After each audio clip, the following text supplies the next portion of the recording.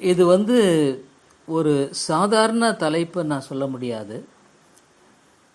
இதுதான் அடிப்படையான ஒன்று என்று சொல்ல முடியும். இந்த வேதத்தை குறித்து நாம் பார்க்கும்படியான இந்த பகுதிகளில் இந்த கடைசி முக்கியமான இந்த தலைப்பு என்பது ஒரு விசுவாச வாழ்க்கையை நிர்ணயிக்கக்கூடிய ஒன்று. போன வாரம் நம்ம பார்த்தோம், ரெவலேஷன் ஆஃப் காட்ஸ் வேர்ட், ஆண்டுடைய வார்த்தையை பரிசுத்த ஆவியானவர் தான் நமக்கு கற்றுத்தர முடியும், போதிக்க முடியும். இன்றைக்கி வேதத்தை எத்தனையோ பேர் படிக்கிறாங்க, வேதத்தை எத்தனையோ பேர் நன்றாக அறிந்திருக்கிறார்கள், வேதத்தில் வல்லுநர்களாக கூட இருக்கிறார்கள் என்று சொல்லக்கூடும். ஆனால் ஒருவேளை அதில் ரெண்டு விதமான காரியம் இருக்கிறது. ஒன்று, இந்த வேதத்தை எழுதினவர் ஆக்கியோன், பரிசுத்த ஆவியானவர். அவர்தான் இந்த வேதத்தை நமக்கு தெளிவாக நம்முடைய ஆத்துமாவுக்கு போஷாக்காக, நம்முடைய ஆத்துமாவில் பேசுகிற வார்த்தைகளாக நமக்கு அதை கொடுக்க முடியும். இல்லைன்னா இது ஒரு புத்தகத்தை நம்ம வாசிக்கிறது போல நம்ம வாசிப்போம். இன்றைக்கு அநேக அதிகாரங்கள் ஒரு நாளும் கூட வாசிக்கிறது, ஏன் ஒரு வருடத்தில் இந்த வேதத்தை வாசிக்க வேண்டும் என்று வாசிக்கிறது எல்லாமே நல்லது தான், இல்லைன்னு சொல்ல வரல, அதை நம்ம கூட செய்கிறோம். இது நல்ல ஒரு காரியம். வேதத்தை நாம் அதிகமாய் படிக்க வேண்டும், வேதத்தை அதிகமாக நாம் தெரிந்து கொள்ள வேண்டும், வேதத்தை நாம் நேசிக்க வேண்டும், எல்லாம் இருக்குது. அதோடு கூட மிக முக்கியமான ஒரு காரியம் என்னன்னா, இந்த வேதத்தை ஆக்கியோனாகிய பரிசுத்த ஆவியானவர் நமக்கு இந்த வேதத்தை கற்றுக் கொடுக்கும்படியாக அவருடைய பாதத்தில் அமர்ந்து கற்றுக்கொள்ள நாம் விருப்பமுள்ளவர்களாக, நேரத்தை ஒதுக்கி கற்றுக்கொள்வர்களாக இருப்பது மிக மிக அவசியம். இன்னைக்கு சீர்திருத்த சபைகள் பார்க்குறோம், நல்ல அருமையான சத்தியம்தான், சத்தியத்தை குறைவல்ல, நானும் சீர்திருத்த சத்தியத்தை பின்பற்றுகிற ஒரு மனிதன் தான். ஆனால் இன்றைக்கு எவ்வளோ காரியங்களை, எவ்வளோ உன்னதமான இந்த சத்தியத்தை பேசுகிற அநேகுடைய வாழ்க்கையில் ஏன் அந்த சத்தியத்தின் தாக்கம் இருப்பதில்லை? ஏன் அந்த சத்தியத்தை பேசுகிற அளவு அவங்க வாழ்க்கை இருக்கிறதில்ல? இது ஒரு பெரிய கேள்விக்குறி தான், நாம் சிந்திக்க வேண்டியது. ஏன்னா வேதத்தை வாசிக்கிறவன் சிந்திக்க கடவன், இது ரொம்ப ரொம்ப முக்கியம். அநேகர் அருமையான வேத சத்தியத்தை, சீர்திருத்த சத்தியத்தை போதிக்கிறவர்களையே தான் நான் முக்கியமாக சொல்கிறேன். போதிக்கிறார்கள், வேதத்தில் வல்லுநர்களாக இருக்கிறார்கள், ரொம்ப அருமையாக எல்லா விதமான வேதத்தினுடைய முக்கியமான தலைப்புகளின் அடிப்படையில் அவர்கள் அறிந்தவர்களாக இருக்கிறார்கள். ஆனால் ஏன் வாழ்க்கையில் உண்மையான அந்த ஒரு தாக்கத்தோடு வாழ்கிற வாழ்க்கை என்பது இருக்கிறதா என்பதான ஒரு கேள்வி அநேகருடைய வாழ்க்கையில் இது நம்ம பார்க்க முடிவதில்லை என்பதை மிக வருத்தத்தோடு வேதனையோடு சொல்ல வேண்டிய ஒரு காரியமாக இருக்கிறது. இதை ஏன்? ஆகவே போன வகுப்பில் பார்த்தோம், இந்த சத்தியத்தை நீ மூளை அறிவில் படிக்கும்படியாக நீ என்னதான் படித்தாலும் அது உனக்கு பிரயோஜனம் அல்ல. நீ வேதத்தையே கரைச்சி குடிச்சிட்டாலும் உனக்கு பிரயோஜனம் இல்லை, நீ வேதத்தை முழுமையாக அறிந்திருந்தாலும் பிரயோஜனம் இல்லை. நீ பரப்புலேயே கிறிஸ்தவனாக இருந்து வேதத்தை ஆரம்பத்திலேருந்து சண்டே கிளாஸ்லேருந்து மனப்பாடம் பண்ணி எல்லாம் பண்ணி இப்போது ஒருவேளை வயதான காலங்களில் சத்தியத்தை நீ அநேக சத்தியங்களை தெளிவாக தெரிந்திருந்தாலும் பிரயோஜனம் இல்லை. இது ஏன்னு கேட்டால், பரிசுத்த ஆவியானவர் நமக்கு இந்த சத்தியத்தை போதித்து தர வேண்டும். அதற்கு நாம் கர்த்தருடைய பாதத்தில் அமர்ந்திருந்து கற்றுக்கொள்ளுகிற அந்த மனநிலையோடு சாமுவேலை போல நாம் காணப்படுவோம் பொழுது மாத்திரம்தான் இந்த சத்தியத்தை கற்றுக்கொள்ள முடியும். இல்லைன்னா ஒரு நாளும் கற்றுக்கொள்ள முடியாது. இந்த சத்தியத்தை எழுதினவர் ஆக்கியோன், பரிசுத்த ஆவியானவர். அவர் உனக்கும் எனக்கும் கற்றுக் கொடுக்கலன்னா இது ஒரு புத்தகமாக தான் இருக்குமே ஒழிய இது ஜீவன் உள்ளதாக உனக்கு இருக்காது. அதுதான் பிரச்சனையே. நீ ஜீவன் உள்ளதாக இந்த சத்தியம் உனக்கு இருக்காது, அதுதான் பிரச்சனை. இன்றைக்கு இருக்கிறதே அதுதான் பெரிய பிரச்சனை. மூளை அறிவில் நீ ஏற்றிக்கொள்ளலாம், அநேக சத்தியங்களை அறிந்து கொள்ளலாம். ஆனால் அதோடு கூட தான் நின்று போச்சே ஒழிய பரிசுத்த ஆவியானவர் உன்னுடைய ஆத்துமாவோடு பாதிக்கக்கூடிய நிலையில், ஆவியானவரால் போதிக்கப்பட்ட நிலையில் காணப்படாத வரைக்கும் அது ஒன்றுமே பிரயோஜனம் இல்லை. இந்த ஆத்துமாவானது உயிர்ப்பிக்கப்பட்ட நிலையில் ஜீவன் உள்ளதாக நிக்கோதேமை பார்த்து ஆண்டவர் சொன்னார். அவர் ஒரு பெரிய போதகர், யூத மத தலைவர். அதை பார்த்து ஆண்டவர் ஒன்று சொன்னார், நிக்கோதேமே, நீ மறுபடியும் பிறக்க வேண்டும். ஒருவன் மறுபடியும் பிறக்காவிட்டால், unless he is born again, அவன் ஆத்துமாவில் உயிர்ப்பிக்கப்பட்டவனாக இல்லை என்றால் பிரயோஜனமே இல்லை. இன்றைக்கி நம்ம சபைகளில் கூட எத்தனையோ மக்கள் வர்றாங்க, ஆயிரக்கணக்கில் கூட எல்லாம் போகிறாங்க, வர்றாங்க, கேட்குறாங்க. ஆனால் ஏன் நிறைய பேருடைய வாழ்க்கையை பாதிப்பது இல்லை? இன்றைக்கி நம்ம பார்க்குற தலைப்பு ரொம்ப ரொம்ப முக்கியமானதுங்க.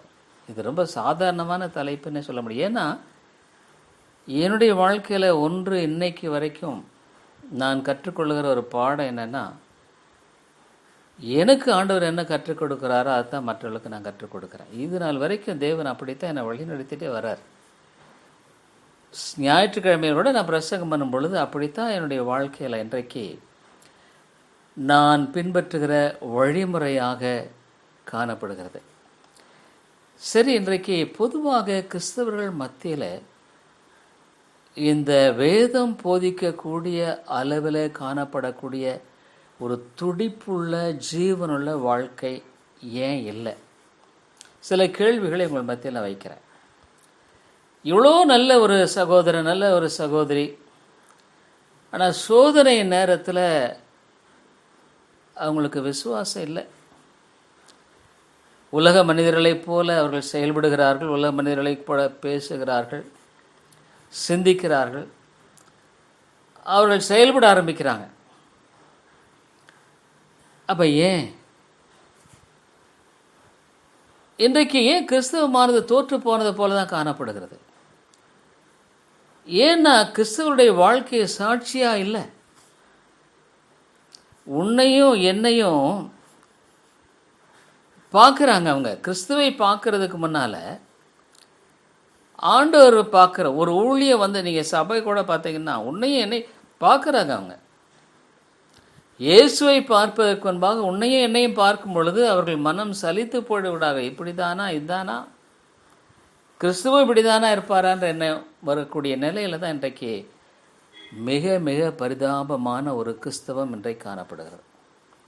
மேற்கத்திய நாடுகளில் ஒரு காலத்தில் மிஷினரிகளை எல்லாம் அனுப்பி தேசங்களுக்கு ஒளியேற்றின அந்த காலமெல்லாம் போயிடுச்சு. இன்னைக்கு மேற்கத்திய நாடுகள் இருண்டு கிடக்கிறது. சத்தியம் இல்லை, சுவிசேஷம் இல்லை. அவர்கள் ஆலயத்துக்கு போகிறதில்ல. அநேகுடைய வாழ்க்கையானது சத்தியத்துக்கும் அதுக்கும் சம்பந்தமே இல்லை. அடிப்படையாகவே அவருடைய வாழ்க்கையில் ஒரு பெரிய மாற்றத்தையும் பாதிப்பை ஏற்படுத்தின ஒரு காரியத்தை குறித்து நாம் அறிந்திருக்கிறோம். டார்வின் என்ற ஒரு மனிதன் விஞ்ஞானம் என்ற அடிப்படையில் ஒரு காரியத்தை அவர் கொண்டு வந்தார்.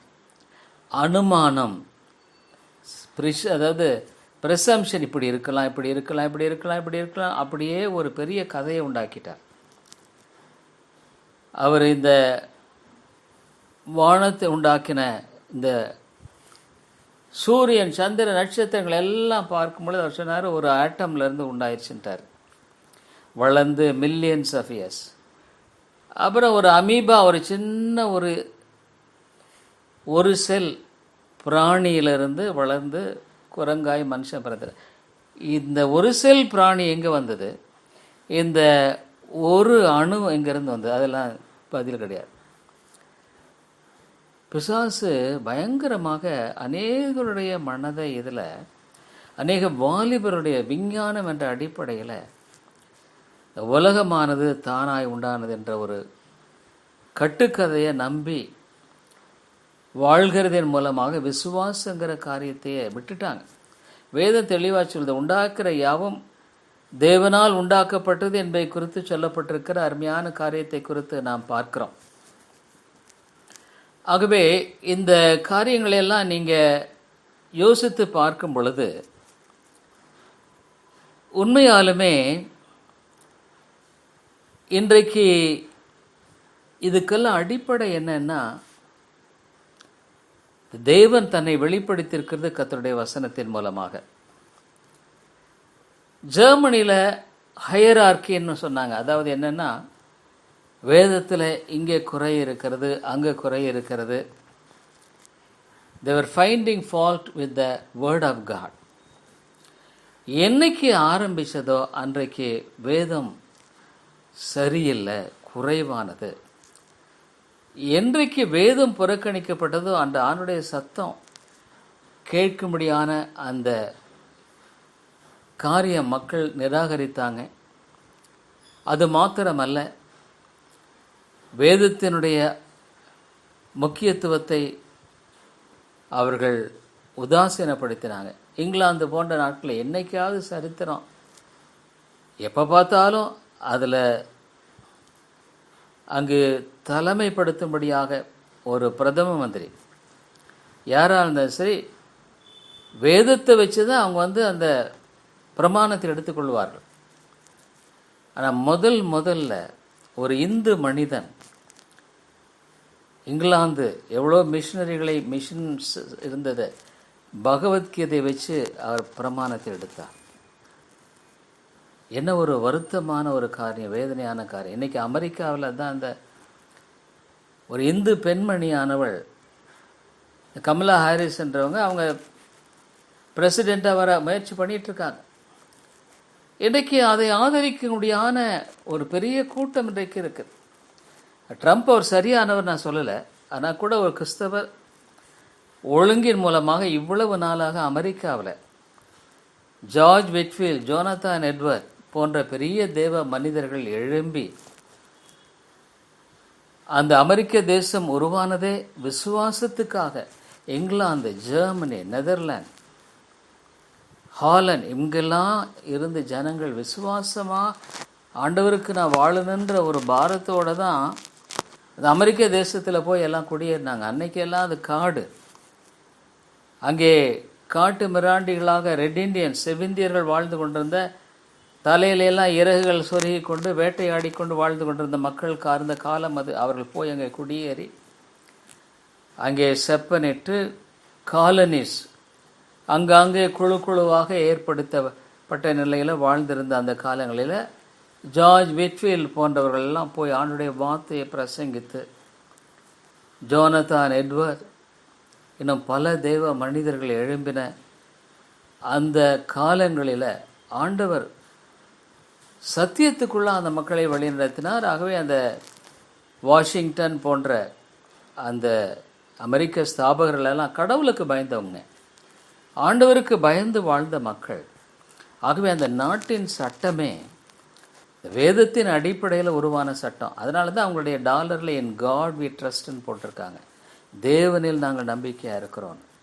ஆனால் இன்றைக்கி டாலரில் இருக்க ஒழிய அந்த டாலரில் இருக்கிற அந்த வாசகம் உண்மையானதாக போயில்லை. அதுதான் ஒரு பெரிய வருத்தமான ஒரு காரியம். சரி, இப்படியான ஒரு நிலையை போய்கொண்டிருக்கிற காலகட்டத்தில் ஏன் இப்படியெல்லாம் போனது, இதுக்கு காரணம் என்ன என்ற காரியத்தை தான் நம்ம முற்றிலுமாக ஆராய்ந்து பார்க்க வேண்டிய மிகப்பெரிய ஒரு தாக்கத்தில் இருக்கிறோம். அது மாத்திரமல்ல, உங்களுடைய என்னுடைய வாழ்க்கையும் இதில் தான் இருக்குது. இன்றைக்கி நம்ம அநேகர் ஆண்டவரை விசுவாசிக்கிறோன்றோம், இந்த சத்தியத்தை பின்பற்றுகிறோன்னு சொல்கிறோம். ஆனால் உண்மையாலுமே நம்ம அந்த சத்தியத்தை பின்பற்றி வாழுகிறோமா? இந்த சத்தியத்துக்கு நாம் அடிபணிகிறோமா? உண்மையாலுமே அந்த சத்தியத்துக்கு என்னை நான் தாழ்த்துகிறேன்னா, அதுக்கு ஒப்பு கொடுக்குறேன்னா? அதைத்தான் இன்றைக்கி நம்ம பார்க்குறது. Application of God's word. ஆண்டோடைய வார்த்தையை என்னுடைய வாழ்க்கையில் ஏற்றுக்கொண்டு கீழ்ப்படிந்து அதை என்னுடைய வாழ்க்கையில் நடைமுறைப்படுத்துவது. அதுதான் அதனுடைய முக்கியமான அர்த்தம். Application of God's word. ஒரு டாக்டர் இடத்துல போகிறேன், எனக்கு கேன்சர் வியாதி, எனக்கு ஒரு கொடுமையான வியாதி. அந்த டாக்டர் சொல்கிறாரு, இந்த வியாதிக்கு இந்த மருந்து சாப்பிட்டா தான் சரியாகும், அதுக்குரிய சிறுவை சிகிச்சை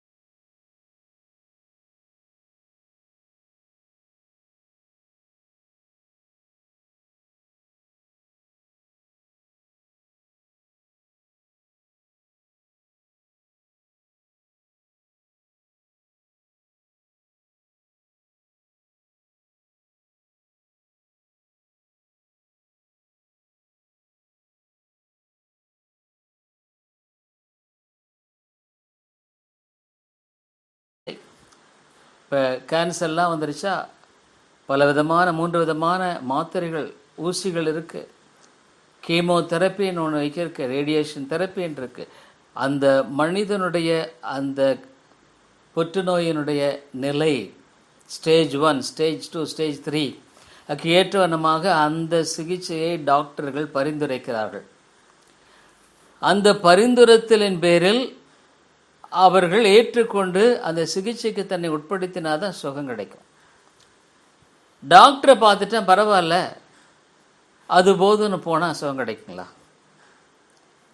அவர் சொல்லியிருக்கார், இந்த மருந்துகளை நீங்கள் எடுத்துக்கொள்ள வேண்டும், ரேடியேஷன் தெரப்பி இதற்கு இந்த சிகிச்சையினுடைய இந்த அல்லது கீமோதெரப்பி அந்த இதெல்லாம் நீங்கள் எடுத்துக்கொள்ளணும்னு சொல்லியிருக்கும் பொழுது அவர்கள் கிரமமாக அதை அங்கே என்னைக்கு எதை பண்ணணும், எப்படி பண்ணணும், என்ன மாற்றணும் எல்லாம் அவர்கள் கிளீனாக. என்ன இது புற்றுநோயாச்சே, எத்தனையோ பேர் புற்றுநோய் மேற்கத்திய நாடுகளில் இன்றைக்கு இந்தியாவிலையும் கூட வருகிறது புற்றுநோய். திடீர்னு பார்த்தா 30 வயசுன்றாங்க புற்றுநோய் வந்துருச்சு. சில சினிமா நடிகர்கள்லாம் புற்றுநோயில் மரித்து போனவர்கள் இருக்கிறார்கள். அவ்வளவு அழகானவர்கள், கொடிகட்டி பறந்த காலத்தில் திடீரென்று மறைந்து போனாங்க. ஏன் காரணம்? புற்றுநோய். புற்றுநோய் நம்மளை ஆளை பார்த்து வர்றது கிடையாது. இவங்களுக்கு வரலாமா இவங்களுக்கு வரக்கூடாதா தெரியாது, உடனடியாக தெரியாது. நிறைய சமயத்தில் புற்றுநோயோட பெரிய ஆபத்து என்னன்னு சொன்னீங்கன்னா ஸ்டேஜ் 1 தெரியவே தெரியாது. வயிற்றுலாம் புற்றுநோய் வந்ததுன்னா புளிச்சு அப்போ கொஞ்சம் வந்துட்டுருக்கோம், அவ்வளோதான், சரியாக ஜீரணமாகாத மாதிரி. அப்போ நம்ம நினைப்போம், ஓ கொஞ்சம் ஜீரணம் ஆகலை, ஏதோ ஒரு இதாக அவ்வளோதான், இதுதான் நமக்கு தெரியும். அதை நம்ம என்ன பண்ணுவோன்னா அங்கங்கே மாத்திரை மருந்து மெடிக்கல்லே வாங்கி அல்லது ஏதாவது சிறப்பை குடித்து எதாவது பண்ண பார்ப்போம். அதுக்குள்ளே அது 2வது ஸ்டேஜில் போயிருக்கும். அப்போ கொஞ்சம் லேசாக வலி ஆரம்பிக்கும் பொழுது உடனே நம்ம டாக்டர் இடத்துல போகிறோம். டாக்டர் பார்த்துட்டு சொல்கிறாரு, அப்பா உனக்கு வயிற்றில் கட்டி இருக்குதுப்பா, உடனே ஸ்கேன் பண்ணு. ஸ்கேன் பண்ணி பார்த்தா அந்த ஸ்கேனில் புற்றுநோய்க்குரிய அறிகுறி. சரி, அதோடு மட்டும் போதாது, அதிலிருந்து ஒரு துண்டு எடுத்து ஆராய்ச்சி பண்ணி பாரு, அந்த செல் எப்படி இருக்குது, பயாப்சின்னு சொல்லுவாங்க, அதை எடுத்து பாரு. அதை எடுத்து பார்த்து அமுச்சு பார்க்கும்பொழுது இது புற்றுநோய் கன்ஃபார்ம்டு. இப்போ அடுத்தது சிகிச்சை என்னும் பொழுது உனக்கு 3rd ஸ்டேஜ் வந்துருச்சு. 3rd ஸ்டேஜ்னா எப்படின்னா அந்த புற்றுநோய் வயிற்றுக்குள்ளேயே இருந்ததுன்னா அது 2nd ஸ்டேஜ்லேயே போகும். ஆனால் 3rd ஸ்டேஜ்னும் பொழுது அந்த ரத்தத்தில் ஒரே ஒரு சின்ன அந்த புற்றுநோயின் செல்லு அது இரத்த ஓட்டத்தில் போய் நமக்கு நுரையீரலையோ அல்லது லிவர்லேயோ எங்கேயோ போய் ஒரே ஒரு செல்லு தான் டெபாசிட் ஆகும், அது ஒரு புற்று வளர ஆரம்பிச்சிருச்சோம். டேஞ்சரஸில் இவ்வளோ ஒரு ஆபத்தானது. தேர்ட் ஸ்டேஜ் போனால் அதனால தான் காப்பாற்ற முடியறதில்ல. அப்போ அவனுக்கு வயிற்றுல இருக்கிற கட்டி எடுத்து கூட பாரு, ஆனால் அவனுக்கு லங்ஸில் இருக்குது, மூளையிலேயே போயிடுச்சுது, அது என்ன பண்ண முடியும்? அதுமாதிரிலே இது பயங்கரமான ஒரு நிலைப்பாடு. ஆனால் உன்னை என்னை பாதித்திருக்கிற இந்த பாவங்கிற வியாதி இருக்குதே, இதனுடைய அகோரம் சொல்லி முடியாதது, சொல்லி முடியாதது. இந்த அகோரத்தை விவரிக்க முடியாது. பாவம்ங்கிற நோய் வேதனை சொல்லுது, இழுக்குங்குது. நான் அவ்வளோ பெரிய பாவம் செய்யலையே, அவ்வளோ பெரிய பாவம் செய்யலைங்கிறது இல்லை, நான் ஒரு பாவின்றது தான் உண்மையான நிலை. நான் செய்கிறத விட எனக்குள்ளே இருக்கிற விஷம் பெருசாக இருக்குது. நானே விஷமாக இருக்கிறேன், எங்கிட்ட இருந்து வரதெல்லாம் விஷமாக இருக்குது, நான் பாவியாக இருக்கிறேன். அதான் பவுல் கதறார். பாவிகளை ரட்சிக்க கிறிஸ்து இயேசு உலகத்தில் வந்தார், அவர்களில் பிரதான பாவி நான் என்ற கதறார். ஐயோ ஆண்டவரே, எல்லாரை விட நான் தான் மோசம், நான் தான் படு மோசம். அதுமாதிரிலே அப்போ இதுக்கு என்ன பரிகாரம்? பாவிகளை ரட்சிக்க கிறிஸ்து இயேசு உலகத்தில் வந்தார். பாவியை மாற்றுதல். எசேக்கியேல் 36 அவ்வளவு அழகா ஆண்டவர் பேசுறார். பரிசுத்த ஆவியானவர் ஒரு மனிதனுக்குள்ளாக வரும் பொழுது அவனுக்குள்ளாக செய்கிற மாற்றம் என்பது ஒரு அசாதாரணமான மாற்றத்தை ஆண்டவர் செய்கிறாருங்க. சாதாரணமான மாற்றம் கிடையாது. என்ன கேட்டால் ரிப்பேர் பண்ணுறதே கிடையாது. நம்முடைய இருதயத்தை ஆண்டவர் எங்கேயுமே பரவாயில்லப்பா, இது கொஞ்சம் கோளாறாயிருச்சு, ஒருவேளை காரோ அதுவோ இதாகிடுச்சுன்னா சரி ரிப்பேர் பண்ணிடலாம். ஆண்டவர் சொன்னார், இது ரிப்பேர்லாம் பண்ண முடியாதப்பா, இது பேசிக்காகவே ரொம்ப மோசம். இதை நீ அடித்தளத்திலேயே ஃபவுண்டேஷனே இது சரியில்லாதது. ஆகவே உன்னுடைய வாழ்க்கையில் மாற்றி ஆகணும். மாற்று சிகிச்சை, அதாவது விஞ்ஞான ரீதியில் நம்ம பெரிய அளவில் மாற்று சிகிச்சையை பார்க்க இருதயத்தையே மாற்றுகிறார்கள். ஆனால் அதை விட ஒரு பெரிய இருதய சிகிச்சை தான் ஆண்டவர் நமக்குள்ளே செய்கிறார். ரட்சிப்புங்கிறது அதுதாங்க. நீ ரட்சிக்கப்பட்டிருப்பானால் ஆண்டவர் உனக்குள்ளாக இந்த இருதய சிகிச்சையை நடப்பித்திருப்பார். ஏன்னு கேட்டால் எபேசியரில் ரொம்ப அழகாக சொல்லப்படுகிறது. எபேசியரில் என்ன சொல்லப்படுகிறதுன்னா, நம்ம வாழ்க்கையில் இந்த சுவிசேஷத்தை கேட்டு விசுவாசிகளான போது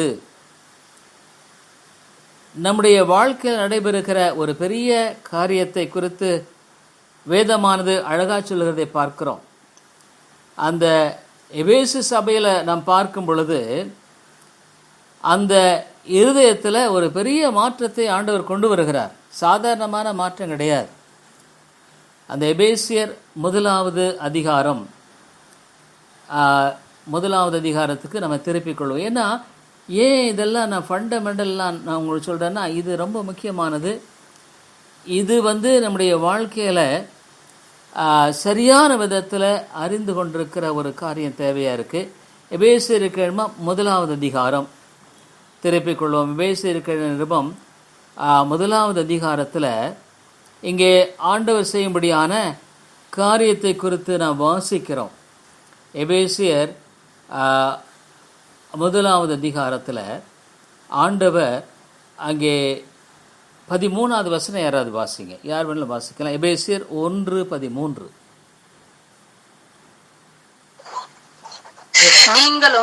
நீங்களும் உங்கள் ரட்சிப்பின் சுவிசேஷமாகிய சத்திய வசனத்தை கேட்டு விசுவாசிகளான போது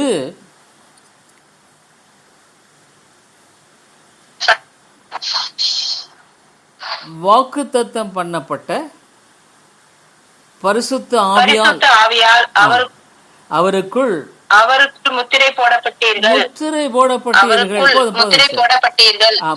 போதுங்க. இங்க பாருங்க, தெளிவா ஆண்டவர் சொல்றார், நீ என்னைக்கு ஆண்டவருடைய சத்தியத்தை கேட்டு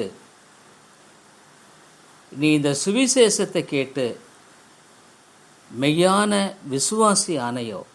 இன்னைக்கு எத்தனையோ பேர் விசுவாசி என்றாங்க, நிறைய பேர் விசுவாசி இல்லை. நீ உண்மையான விசுவாச வாழ்க்கைக்குள்ளே வந்தையோ அன்னைக்கு பரிசுத்த ஆவியானவர் உன்னில் வந்து வாசம் பண்ணுகிறார். நீ அவருக்குள்ளாக முத்திரை போடப்பட்டிருக்கிறையப்பான்னு சொல்கிறார். சரி, இந்த பொல்லாத இருதயத்தில் இந்த இருதயம் வந்து மகா கேடு உள்ளது. அப்போ இந்த இருதயத்தில் வந்து ஆண்டவர் வாசம் பண்ணுவாரா? இந்த இருதயத்தை பற்றி வேதமானதை தெளிவாக சொல்லுவதை நாம் அறிந்திருக்கிறோம். எல்லாவற்றை பார்க்கலாம் இருதயம் திருக்கும் மகா கேடுள்ளதுமாக இருக்கிறது. இதை அறியத்தக்கவன் யார்? இந்த உலகத்திலேயே மிக மிக மோசமான சீர்கேடான எது என்னன்னா என்னுடைய இருதயம், உங்களுடைய இருதயம்.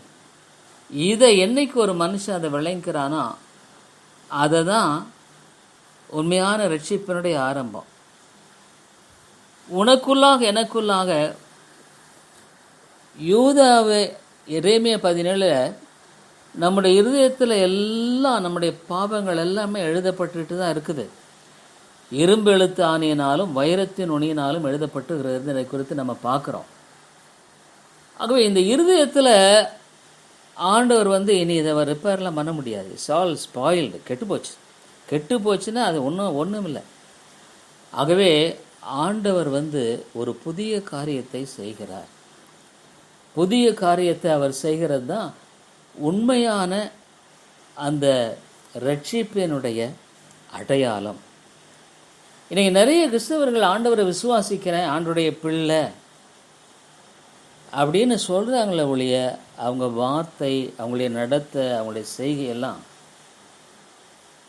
அருவருப்பாக இருக்குது. அருவருப்பு ஏன்னு கேட்டால் அவங்க வாழ்க்கை எந்த விதத்திலும் ஆண்டவரை பிரதிபலிக்கும்படியாக இல்லவே இல்லை. அவங்க பேச்சு, அவங்க நடத்தை, அவங்க எல்லாம் ஆண்டவரை பிரதிபலிக்கிறதுக்கு உரிய காரியம் ஒன்றுமே இல்லை சொல்லப்போனால். ஆனால் சொல்லிக்கிறாங்க, நான் ஒரு பெரிய விசுவாசி, நான் ஆண்டவரை விசுவாசியாக ரட்சிக்கப்பட்டிருக்கேன். இது வேறு ஒன்றுமே இல்லை, நம்மளை நாம ஏமாற்றிக்கிறோம். என்ன நீங்கள் சொல்கிறதுனால வேறு யாராவது ஏமாந்து போகிறாங்களா? இல்லை, உன்னை நீ ஏமாற்றிக்கிற, அவ்வளோதான். ஆண்டவர் கொடுத்திருக்கிற இந்த விடுதலையின் வழியை வந்து நீ புறக்கணிக்கிற. ஆண்டவர் வந்து உன்னுடைய வாழ்க்கையில் மிகப்பெரிய ஒரு காரியத்தை செய்கிறேன்னு சொல்கிறாரு, அது எனக்கு வேண்டாம் நீ சொல்கிற, நான் பரவாயில்ல நல்லா இருக்கேன், அது முன்னே நீ ஏமாற்றி கொள்கிற. வேறு யாருமே ஏமாறப்படலை.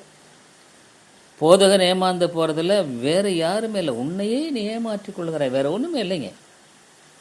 அதை போல ஒரு பரிதாப நிலை ஏதாவது இருக்க முடியுமா? யோசனை பண்ணி பாருங்கள். என்னையே நான் ஏமாற்றிக்கிறேன்னா இன்னொருத்தர் என்னை ஏமாற்றிட்டா அது எனக்கு ரொம்ப கஷ்டமாக இருக்குது. ஒருவேளை ஒருத்தர்கிட்ட நம்பி நான் பணம் கொடுக்குறேன், என்னுடைய முக்கியமான தேவையின் மத்தியில் ஒரு பணத்தை வச்சுருக்கிறேன். அவர் வந்து கேட்குறாரு, ஒரு சகோதரன் பாருங்கள், ரொம்ப அவசரமான ஒரு சூழ்நிலையில் இந்த பணத்தை நான் கட்டிட்டு உடனே நான் உங்களுக்கு எடுத்து மாற்றி கொடுத்துட்றேங்க. சரி, ஒரு சகோதரன் கேட்குறாரே, அதுக்காக அவருக்கு நம்ம இறங்க வேண்டும் இல்லையா அப்படின்னு சொல்லிட்டு அந்த பணத்தை எடுத்து கொடுக்குறேன். அவர் சொல்கிறார், இந்த மாதிரி 15ஆம் தேதி கண்டிப்பாக நான் உங்களுக்கு கொடுத்துருவேங்க. 15ஆம் தேதி வரல, 30ஆம் தேதியும் வரல, அடுத்த மாதம் வந்து வரல. கேட்டால் அவர் சொல்கிறாரு, பிரதர் எனக்கு இப்படி ஆகிப்போச்சு, வேறு வழியே இல்லை, இப்போதைக்கு எனக்கு கொடுக்க முடியல. உங்கள் மனநிலை எப்படி இருக்கும்? ஒரு தேவையான நேரத்தில் ஒரு கஷ்டத்துக்குன்னு வச்சுருந்த காசை ஒரு நம்பிக்கையின் பேரில் தான் எடுத்து கொடுத்தோம். ஆனால் அவர் இப்படி நம்பிக்கை துரோகம் பண்ணுவார்னு நீங்களாக பார்த்துட்டு பேசினா தான் கேட்டால் தான் அவர் பதிலே சொல்கிறார். ஐயோ பிரதர், எனக்கு இந்த மாதிரி ஆகிப்போச்சு, நான் எப்படியாவது நான் செஞ்சிடறேன் பிரதர், தயவுசெய்து மன்னிச்சுக்குங்க. இதுதான் மனுஷனுடைய இருதயங்க. இது வந்து மற்றவர்கள் என்னை ஏமாத்தினா என் மனசு எப்படி பதைக்கும். ஐயோ, இந்த சோதனிடத்தில் இவ்வளவு நம்பிக்கை கொடுத்து நான் பண்ணினேன், இப்படி என்னை ஏமாற்றிட்டாரு. அது உண்மையாலுமே ஏற்றுக்கொள்ளவே முடியாதுங்க. ஒரு மனுஷன் வந்து ராத்திரி பகலாக தூங்கக்கூட முடியாது. ஏன்னு கேட்டால் இப்படி ஒரு நம்பிக்கை துரோகம் பண்ணிட்டாங்களே, இப்படி ஏமாற்றிட்டாங்களே. நான் மோசம் போயிட்டேனே, நான் இவ்வளவு தூரம் ஒரு அறியாமையில் இருந்துட்டேனே. அதுமாதிரிலே நம்முடைய இருதயத்தில் பதைக்கும். ஏன்னா உன்னுடைய தேவைய நேரத்தில் அதுக்காக வச்சுருந்த, ஒருவேளை ஒரு ஆப்ரேஷனுக்கு, ஒரு திருமணத்துக்கு, ஒரு எதுக்கோ வச்சுருந்த நேரத்தை அதை எடுத்து நீ கொடுத்துட்ட. இன்றைய தினத்தில் இன்றைக்கி காலையில் ஒரு சகோதரி ஃபோன் பண்ணாங்க. இன்றைக்கு காலையில் தான் நினைக்கிறேன். ஒரு டீச்சருங்களுக்கு நல்ல சம்பளம். அவங்க ஹஸ்பண்ட் ஒரு காலேஜில் ஒர்க் பண்ணுறார்.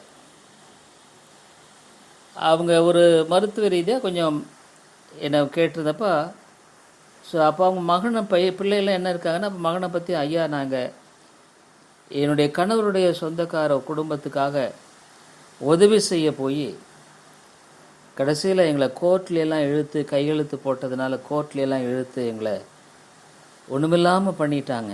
நாங்கள் இன்றைக்கி எங்கள் பிள்ளைகளுக்கு படிக்கிறதுக்கு கூட ஒன்றும் சரியாக செய்ய முடியாத ஒரு சூழ்நிலை போயிட்டோன்றது குறித்து அந்த சௌரி சொன்னப்போ நான் அதான் வருத்தப்பட்டேன். எந்த அளவுக்கு அவங்க இருதயம் பாதிச்சிருக்கோம். ஆனால் மற்றவங்க என்னை ஏமாத்துறதை விட என்ன நான் ஏமாற்றிக்கிறது ரொம்ப கஷ்டம், ரொம்ப ரொம்ப கஷ்டம். அது ரொம்ப ஆபத்தானது, அதை விட ஆபத்தானது. நம்மளை நாம ஏமாற்றிக்கொள்வோமானா அதுக்கு வேற என்ன பரிகாரம் இருக்கு?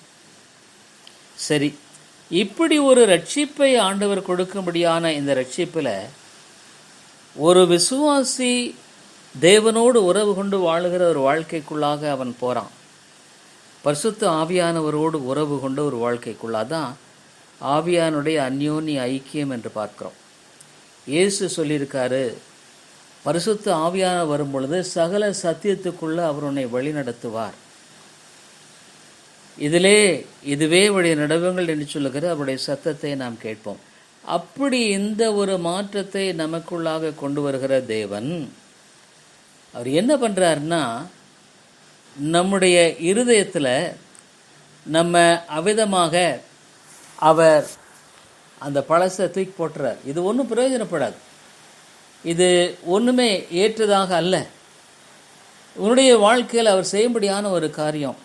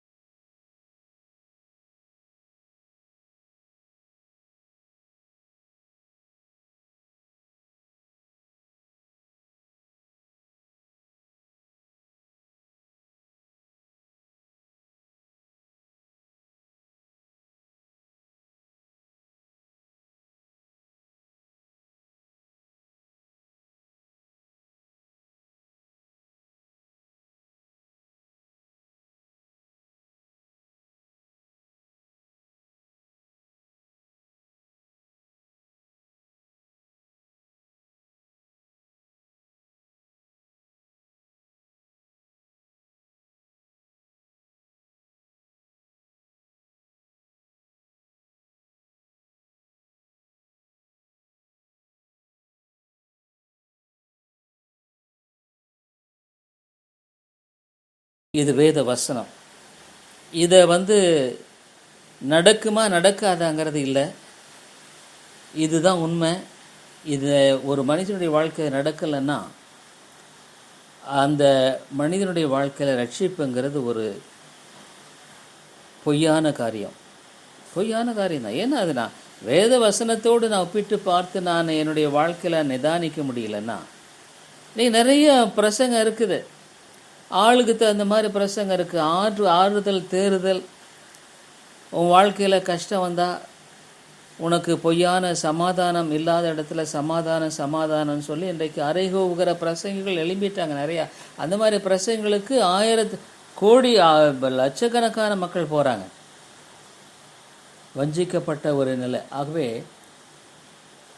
என்னுடைய வாழ்க்கையில் ஆண்டவர் ரட்சிக்கும் பொழுது முதலாவது செய்யும்படியான காரியம் என்ன? எசேக்கியேல் 36:26.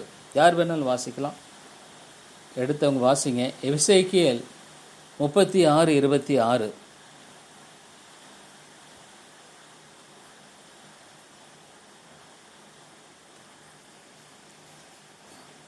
யார் வேணாலும் வாசிங்க, எடுத்தவங்க வாசிங்க ப்ளீஸ். மைக் ஆன் பண்ணிட்டு வாசிங்க. உங்களுக்கு நலமான நவமான இருதயத்தை கொடுத்து உங்கள் உள்ளத்திலே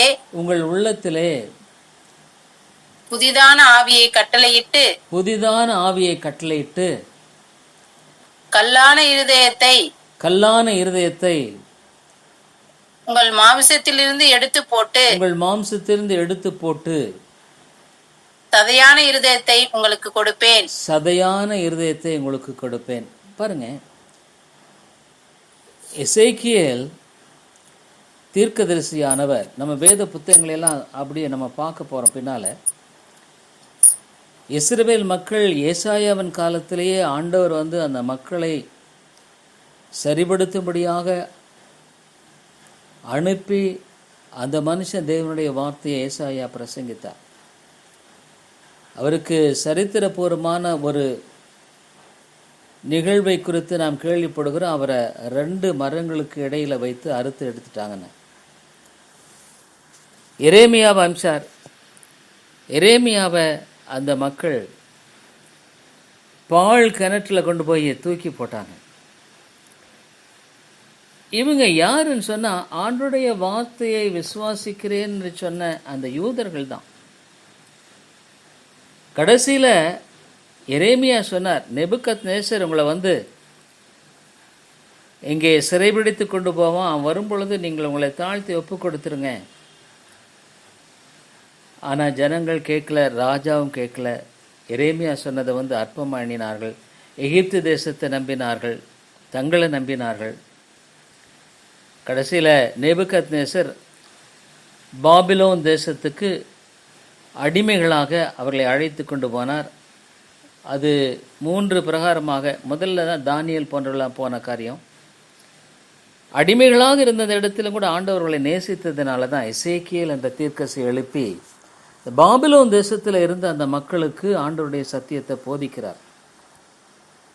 வணங்கா கழுத்துல இந்த ஜனங்களுக்கு ஆண்டவர் சொன்னார், உங்கள் வாழ்க்கையை ஒப்புக்கொடுங்க. அதான் ஆண்டவர் சொன்னார் அந்த 25, அப்பொழுது நான் உங்கள் மேல் சுத்தமான ஜலம் தெளிப்பேன், நான் உங்களுடைய எல்லா அசுத்தங்களையும் உங்களுடைய எல்லா நரகலான விக்கிரங்களையும் நீக்கி உங்களை சுத்தமாக்குவேன், நீங்கள் சுத்தமாவீர்கள். ஒரு சுத்தப்படுத்துதலை தேவ ஆவியானவர் நம்முடைய வாழ்க்கையில் செய்கிறார். நம்முடைய வார்த்தைகளில், நம்முடைய நாவை, நம்முடைய எண்ணங்களை, நம்முடைய இருதயத்தை சுத்தப்படுத்துகிறார். இப்படி சுத்தப்படுத்திட்டு இந்த மாதிரியான ஒரு இதயத்தை கொடுத்துட்டு அந்த 27வது வசனத்தில், உங்கள் உள்ளத்திலே என் ஆவியை வைத்து, I will put my spirit within you, உங்கள் உள்ளத்திலே என் ஆவியை வைத்து உங்களை என் கட்டளைகளை நடக்கவும் என் நியாயங்களை கை கொள்ளவும் அவைகளின்படி செய்யவும் பண்ணுவேன். இதுதான் ஆண்டவர் சொல்றார். I will put my spirit within you and cause you to walk in my statutes and ye shall keep my judgments and do them. இதுதாங்க ஆண்டவர் நம்முடைய வாழ்க்கையில் செய்ய முடியாத ஒரு காரியம். 28 உங்கள் பிதாக்களுக்கு நான் கொடுத்த தேசத்திலே நீங்கள் குடியிருப்பீர்கள், நீங்கள் என் ஜனமாயிருப்பீர்கள், நான் உங்கள் தேவனாயிருந்து I will be your God and you will be my people. இப்படியான ஒரு காரியத்தை ஆண்டவர் ரட்சிப்பில் செய்கிறது தான் உண்மையான ரட்சிப்புங்க. அப்போது இந்த வார்த்தையை நான் படிக்கிறேன்னு சொன்னால், இன்றைக்கி நிறைய பேர் படிக்கிறதோடு நின்று போயிடும், அவ்வளோதான். தெரிஞ்சிருக்க நின்று போயிடும், அவ்வளோதான். கிருபையின் சத்தியம் தெரிஞ்சிருக்குது, அவ்வளோதான் எனக்கு தெரியும். இப்போ நம்ம பார்க்குற முக்கியமான காரியம்னா அப்ளிகேஷன் என் வாழ்க்கையில் இருக்கா? இந்த சத்தியத்தை என்னுடைய வாழ்க்கையை நான் பயிற்சிவிக்கிறேனா? இந்த சத்தியத்தின் அடிப்படையில் என்னுடைய வாழ்க்கையை கட்டப்படுகிறதா? இந்த சத்தியத்தின்படி ஒவ்வொரு நாளும் இது எனக்கு கொடுக்கப்பட்ட பிரமாணமாக நான் வாழ்ந்து கொண்டிருக்கிறேனா? இதுதான் இன்னைக்கு கேள்வி. அதுதான் அப்ளிகேஷன். இன்றைக்கி ஏங்க கிறிஸ்தவர்கள் என்று சொல்லக்கூடிய வாழ்க்கையில் விடுதலை இல்லை, சமாதானம் இல்லை, விசுவாசிக்கிறவன் பதறான், அமெரிக்கும் நம்பிக்கையும் உங்கள் பலனாயிருக்கு? ஏங்க ஒரு பிரச்சனை வரும் பொழுது, ஒரு சோதனை வரும் பொழுது அவன் விசுவாசிக்க முடியல, பதறான். உலக பிரகாரமான மனுஷன் அதுதான் பதறான். விசுவாசின்னு சொல்லுகிறவங்களும் அவன் தான் பதறாங்க. விசுவாசி என்றவங்க ஆலயத்துக்கு போகிறாங்க, வர்றாங்க, ரைட்டு, அவனுடைய சத்தியத்தை கேட்குறாங்க, அவ்வளோதான், அதோடு முடிஞ்சு போச்சு. வேதத்தை வாசிக்கிறவன் முடிஞ்சு போச்சு, அதோட ரைட். சத்தியத்தை கேட்குறமா முடிஞ்சு போச்சு, சத்தியம் தெரிஞ்சிருக்கா, சரி, முடிஞ்சு போச்சு. ஆனால் அதை நீ அப்ளை பண்ணுறியாங்கிறதான் கேள்வி. நான் அதை பயிற்சி பண்ணுறேன். புற்றுநோய் எனக்கு வந்துருச்சுன்னு நான் டாக்டர்கிட்ட போய் அவர் சொல்கிறாரு, அப்பா உனக்கு புற்றுநோய் வந்துருச்சு, நீ 3 விதமான சிகிச்சையும் செஞ்சாதான் நீ பிழைப்ப, இல்லைன்னா நீ மறிஞ்சிருவ. ஆக கொடுக்குற மாத்திரைகளை சாப்பிடணும், ஊசியை போட்டுக்கணும், ரேடியேஷன் தெரப்பி அதையும் நீ எடுத்துக்கணும், கீமோதெரப்பி அதையும் நீ செய்யணும். இதெல்லாம் செஞ்சால் நீ பிழைப்பான், இல்லைன்னா நீ பிழைக்க முடியாது. அப்பப்போ இல்லை டாக்டர்கிட்ட போய் எல்லாம் தெரிஞ்சிட்டேன், எல்லா விஷயம் எனக்கு தெரிஞ்சு போச்சு, எல்லாம் அவர் எழுதி கொடுத்துட்டாரு, கொண்டாந்த வீட்டில் நான் மருந்து வச்சுட்டு நான் திரும்ப அங்கே போகாமல், ட்ரீட்மெண்ட் எடுக்காமல், கீமோதெரப்பியெல்லாம் வேண்டாம், ரேடியேஷன் தெரப்பியெல்லாம் வேண்டாம், மாத்திரையெல்லாம் வேண்டாம், டாக்டரை பார்த்துட்டேன், முடிச்சுட்டேன், அவர் எல்லாம் பேசிட்டார், எல்லாம் முடிஞ்சு போச்சு. ஒரு பைசாவுக்கு பிரயோஜனம் இருக்குங்களா? சொல்கிறேன், ஒரு பைசாவுக்கு ஏதோ பிரயோஜனம் இருக்குமான்னு கேட்குறேன். பிரயோஜனமே இல்லை. Absolutely zero. Absolutely zero. பாருங்களேன், என்ன பண்ணுறது, பிரயோஜனமே இல்லை. நீ டாக்டர்கிட்ட போனது வீணு, நீ அங்கே அவ்வளோ நேரம் உட்காந்துருந்து செய்தது எல்லாமே வீணு, நீ எல்லாத்தையும் வீண் தான், ஒன்றுமே பிரயோஜனமே இல்லை. Absolutely zero. எவரா ஒரு சல்லி காசுக்கு பிரயோஜனம் இருக்கா? இல்லை. இன்றைக்கி அநேக கிறிஸ்தவர்களுடைய வாழ்க்கை அப்படித்தான் இருக்குது. அதுதான் உண்மை, அதுதான் உண்மை. 199.9 கிறிஸ்தவருடைய வாழ்க்கையில் இப்படி தாங்க இருக்குது. ஆலயத்துக்கு போகிறோம், பிரசங்கத்தை கேட்குறோம், காலையில் எந்திரிக்கிறோமா, பைபிள் வாசிக்கிறேன், ஜெபமும் பண்ணுறேன், ஆனால் அப்ளிகேஷன் என் வாழ்க்கையில் கிடையாது. என்னுடைய வாழ்க்கையில் சோதனை வரும் பொழுது எனக்கு விசுவாசம் இல்லை. விசுவாசம் இல்லைன்னா கீழ்ப்படுகிறதில்லை. ஆண்டவர் சொல்கிறார், எவ்வளோ வார்த்தை, நான் உன்னை கைவிடுவதுமில்லை, உன்ட்டு விலகுவதுமில்லை. அப்போ நீ என்ன பண்ணணும்? அப்ளை பண்ணுறோம். உன்னுடைய வாழ்க்கையில் ஆண்டவர் என்கிட்ட என்னோட கூட இருக்கிறார். He is with me. ஆண்டவர் என்னோட கூட இருக்கிறார். ஒரு இந்துக்கும் எனக்கு வித்தியாசம் இருக்குது. ஆண்டவரை அறியாத ஒரு மனுஷனுக்கு எனக்கு வித்தியாசம் இருக்குது. அவங்களுக்கு ஆண்டவரை தெரியாது, ஆனால் எனக்கு ஆண்டவரை தெரியும். அவர் ஜீவன் உள்ளவர், தம்முடைய வார்த்தையில் மாற மாட்டார். அவருடைய சத்தியத்தை நான் நம்ப முடியும். அப்போது என்னுடைய வாழ்க்கையில் இக்கட்டான நேரத்தில் அப்போ எனக்கு எங்கள் விசுவாசங்கிறது பறந்து போச்சா? ஐயா, வார்த்தையில் நீ பேசி பேசியே காலத்தை, எனக்கு கிறிஸ்தவருடைய பெரிய ஒரு என்ன தெரியுமா, பேசியே வாழ்க்கையை கெடுத்துக்கிறான், அவ்வளோதான். வேறு ஒன்றும், அவன் தன்னையே தான் கெடுத்துக்கிறான், வேறு யாரையுமே கெடுக்க வேண்டியதில்லை. அதாவது யாக்கோபு ரொம்ப அழகாக பேசுகிறார்.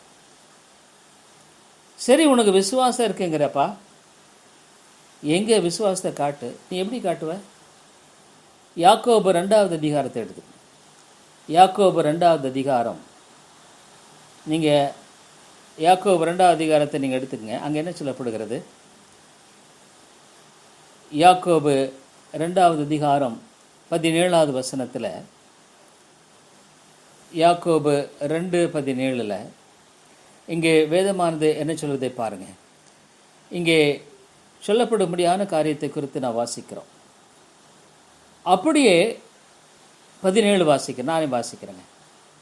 அப்படியே விசுவாசமும் கிரியைகள் இல்லாதிருந்தால் தன்னிலே தானே செத்ததா இருக்கு. எனக்கு விசுவாசம் இருக்குன்னு சொல்லிட்டே இருக்கிறேன், கிரியை இல்லையேப்பா. No works. இன்னைக்கு கிறிஸ்தவருடைய வாழ்க்கையில் எங்கள் விசுவாசி, சர்ச்சில் எல்லாம் விசுவாசி தான், ரைட்டு. ஆனால் விசுவாசம் எங்கே நீ எப்படி காமிப்ப? கிரியை இல்லையே. விசுவாசிக்கிறவன் பதறான், அமெரிக்கையும் நம்பிக்கையும் பலனாக இருக்கும். அதெல்லாம் இப்போ எங்கே போச்சு? நான் என்ன பண்ணவா, இதை பண்ணவா, அங்கே போகவா, இங்கே போகவா, அவங்கள பார்க்கவா, இவங்கள பார்க்கவா, அல்லது அவங்க சரியில்லை இவங்க சரியில்லை, எனக்கு எல்லா பிரச்சனையும் இதுதான். இப்படியே தான் காலத்தை ஓட்டிகிட்டு இருக்கிறது தான் கிறிஸ்தவர்கள் இன்றைக்கு இருக்கிற உண்மையான நிலைங்க. உண்மையாக நான் பேசுகிறேங்க, நம்மளையும் நம்ம யோசித்து பார்க்கணும். இப்படியே வாழ்ந்துட்டுருக்குறோம், அதுதான் பிரச்சனையே. விசுவாசம் இருக்குது. 18 ஒருவன், எனக்கு விசுவாசம் உண்டு, எனக்கு கிரியைகள் உண்டு, கிரியைகள் இல்லாமல் உன் விசுவாசத்தை எனக்கு காண்பி, நான் என் விசுவாசத்தை என் கிரியைகள்னாலே உனக்கு காண்பிப்பேன் என்பானே. அவன் சொல்லுவான், அப்பா நீ எனக்கு விசுவாசமும் இருக்குது, அதில் நான் கிரியை வெளிப்படுத்துகிறேன், நீ விசுவாசம் இருக்க உன் கிரியையில் வெளிப்படுத்தாப்பா. அதுமாதிரிலே இந்த வேத வசனத்தை நான் அறிஞ்சு பிரயோஜனமே இல்லை. Absolutely zero. டாக்டர்கிட்ட நான் போனேன், எல்லாம் பண்ணேன், டெஸ்ட் எல்லாம் பண்ணேன், பிளட் டெஸ்ட் எல்லாம் பண்ணேன், அதை பண்ணினேன், இதை பண்ணினேன், எல்லாம் பண்ணி முடிச்சுட்டேன். ஆனால் ட்ரீட்மெண்ட் மட்டும் நான் எடுக்க மாட்டேங்கிறேன். இன்றைக்கி நிறைய ஊழியர்கள் அப்படி தான் இருக்காங்க. ஊழியர்களே நிறைய பேர் இப்படி தான் இருக்காங்க. நீங்கள் நிறைய ஊழியர்கள் இப்படி தான் இருக்காங்க. 99.9 ஊழியர்களே எப்படி இருக்காங்க. நீங்கள் சாதாரணமாக நினைக்காதீங்க. பிரசங்கம் பண்ணுறது சுலபம், யார் வேணாலும் பிரசங்கம் பண்ணலாம். ஆனால் என் வாழ்க்கை அதுதான் அப்ளிகேஷன் ஆஃப் காட்ஸ் வேர்ட். இந்த வார்த்தை என்னுடைய வாழ்க்கையில் நடைமுறைப்படுத்தப்பட்ட ஒரு நிலையில் நான் அனுதினமும் வாழ்ந்து கொண்டிருக்கிறேனா? அவதான் அவர் சொல்கிறாரு அந்த 19 ஒரு தேவன் ஒருவர் உண்டு என்று விசுவாசிக்கிறாய், அப்படி செய்கிறது நல்லதுதான், பிசாசுகளும் விசுவாசத்தை நடங்கின. எனக்கும் பிசாசுக்கு அப்போ என்ன வித்தியாசம் இருக்கு? பிசாசு தான் விசுவாசிக்கிறான் அது 20 வீணான மனுஷனே, கிரியைகள் இல்லாத விசுவாசம் செத்தது என்று நீ அறிய வேண்டாமோ. அப்பா நீ விசுவாசம்னு சொல்கிற, ஆனால் கிரியை இல்லை, அது செத்து போன விசுவாசம். இன்றைக்கி நிறைய கிறிஸ்தவனுடைய வாழ்க்கையில் செத்த விசுவாசம் தான் இருக்குது. அப்போ என் வாழ்க்கையில் நான் அப்போ இந்த கடவுள் உண்மையானவரா? நான் விசுவாசிக்கிறவர் ஜீவிக்கிறவரா? இன்னைக்கு பிரச்சனையே அதுதானே. அவனுடைய வார்த்தை எனக்கு தெரியும்,